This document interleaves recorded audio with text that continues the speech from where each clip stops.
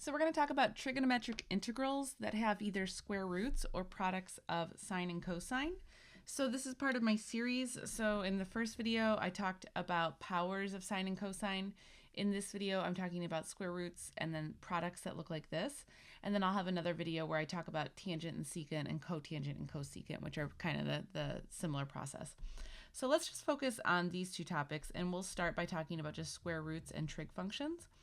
So there's a couple of properties that we should remember when you have a trigonometric integral and a square root. And which one do you use? Well, you kind of just have to think about it and figure it out, which is always the joy. So two properties that could be helpful would be cosine squared x equals 1 plus cosine 2x over 2, or sine squared x equals 1 minus cosine 2x over 2. These are really common identities that you should just have memorized for a calculus class because you can just bust them out at any time. But related to these are also, if I take the square root of both sides, so just remember one of the square root properties is that when you take the square root, you have to put a plus or minus in front here. So which form do you use? Well, it just depends. So we just want to be cognizant that these are two different forms that we could use, and we'll just kind of figure it out. Another form that might help you would be sine squared x plus cosine squared x equals 1. And then, of course, you can rearrange terms as needed. And then also, one other thing that comes up with square roots is that we have to be able to consider absolute value. So I'm just going to remind you of the algebra of why I'm bringing this up. So I think a lot of people probably forgot that this was a thing, but this is a thing. So if I'm taking the square root of x squared, so when I do this, the value under the radical has to be positive. That's just how it works. So a lot of people forget that this is a thing. So when I take the square root of x squared, this has to be absolute value of x. So I have to have the absolute value around because I don't know the value of x. And so I have to go ahead and prevent the potential for x to be negative. Now, if you know that these values can't be negative, then you can drop the absolute value. But if it's negative, then you have a problem. So this is going to come in handy as we work through some of these problems. So I want to do a few problems now in this video. So the first one I want to do is, so I've got this definite integral from 0 to pi over 2 of the square root of 1 minus cosine 2x. Okay, so this is kind of what I mean about just having this almost like Rolodex of identities, and then you kind of just have to finagle your way to which one makes sense. So in this case, I've got that 1 plus cosine 2x. So I can kind of manipulate these, right? Or sorry, it was 1 minus cosine 2x, my bad. So I can manipulate the identities that I see here to work with, to become something that I can use in the problem.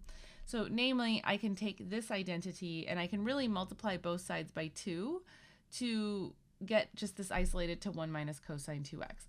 Now, what I would recommend for you is that you pause the video here and you just try to finish this one out totally on your own. Remember, the worst thing that happens is you get it wrong, but you'll probably learn something. But the other thing I just want to remind you of is remember this little property here. So I'd say try to finish the problem as close as you can and then hit play when you're ready.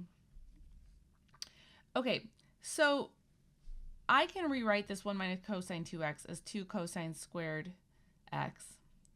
Now, when I take the square root, I can't take the square root of 2, right? This is just going to be a constant. So this is just whatever. But I have to ensure that sine x stays positive, so I'm going to put absolute value around it for right now. The thing to notice here is that with my limits of integration on this interval from 0 to pi over 2, sine is positive. And so that's the information that you need to check so that you can go ahead and drop the absolute value. Now, if this were negative, so if sine were negative on this interval, then you would have to slap a negative in front of the sine, okay? All right, so anyways, so now I can go ahead and integrate. So I can integrate this as going to be negative square root of 2 times cosine x, and then I've got my limits of integration. So I can go ahead and plug those in. And so this will give me negative 2 times the square root of 0 minus negative square root of 2. And so this will just equal the square root of 2. So now here's another square root. So I'm just kind of showing you like the breadth of things that could happen. And you just have to think each time, right? So now I have 1 minus cosine squared. So in this case, so the better thing to use would be to use our Pythagorean theorem, right? So sine squared plus cosine squared equals 1. So we rearrange as needed. So that's exactly what I'm going to do. So 1 minus cosine squared x is equivalent to sine squared x. And then it's really the same thing, right? So then I can take the absolute value of this, but again, since I know that sine x is going to be positive on this interval, so then the rest of this can just kind of flow through, and I can go ahead and evaluate again. And so actually for this one, since I don't have the square root of 2 in this case, so I just have just negative cosine x, this is going to end up equaling 1. But very similar idea to the last one, right? So those are two potential tricks. The next idea that I have is, or the next example that I have is, so I've got the square root of 1 plus sine x. So this is a bit of a thinker because we don't have a nice identity for 1 plus sine x. Now, I want to challenge you to just try something, okay? So the whole point of working with integration, you have to develop this mentality of trying something, and if it doesn't work out, try something else. So here are the things that I'm going to tell you. You totally have a technique to help you with this. It's something that I've talked about in previous videos. It's like being creative with integration. So what I want to encourage you to do is to pause here and try something to kind of finagle this integral so that you can actually evaluate it. So pause here, hit play when you're ready. Okay, so like I said, we need to be creative. Now, you may have tried the Pythagorean identity. That's not going to work. Obviously, the half angle is not going to work because they don't have a sign in them. So the identities that we have, like the conclusion that you need to draw at this moment, is that it's not going to be one of the identities that we have. We have to think about other things that we can do when we have trig functions. So something that we've talked about in other videos is that you can always multiply by the conjugate. Now I can still multiply by the conjugate in this case, but I have to multiply by the conjugate with a square root so that I can multiply everything together. So this is what it's going to look like. I am going to just take square root of 1 plus sine x and then multiply by the conjugate like you see here. So if you thought of that, awesome. And if you didn't, hopefully you learned something from that, even if you made some mistakes. But now what I want to encourage you to do is I want you to try to finish this one entirely on your own.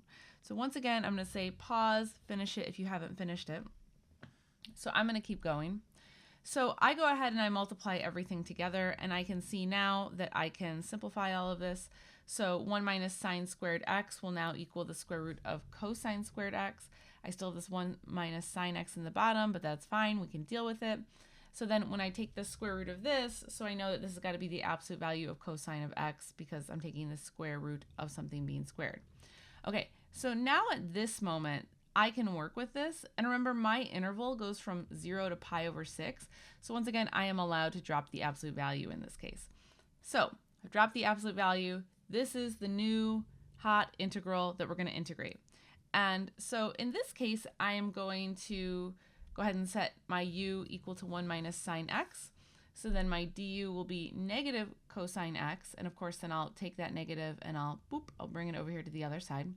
So here is the situation now that I have with my substitution. And so now I can go ahead and substitute everything. I'm also going to change my limits of integration. So if x is pi over 6, then if I plug that into my formula for u, this will be u equals 1/2. If x equals 0, then u will equal 1. Okay, so I'm going to go ahead and flip everything now. So I've flipped my limits of integration. I've set up my substitution problem. And so now from here, I can just go ahead and integrate. So this will be negative 2u to the 1/2, and then I just need to plug in my limits of integration. So there I am plugging in my limits of integration, and as I kind of work through everything, so one of the things that you're going to run into is that you're left with negative 2 over the square root of 2. So if I just take a moment to rationalize this by multiplying the bottom and the top by the square root of 2, look at what happens. I'm kind of running out of room here, but what happens is I am now left with negative 2 square root of 2 over 2. So those 2's actually drop out. So the final answer here is 2 minus the square root of 2. And that would be the form that I would expect you to get this particular answer into. So simplify it as much as possible. Okay, so now we're going to move on to products of sine and cosine. So these are not powers, these are products. And so you'll notice I've got a sine here, a cosine here.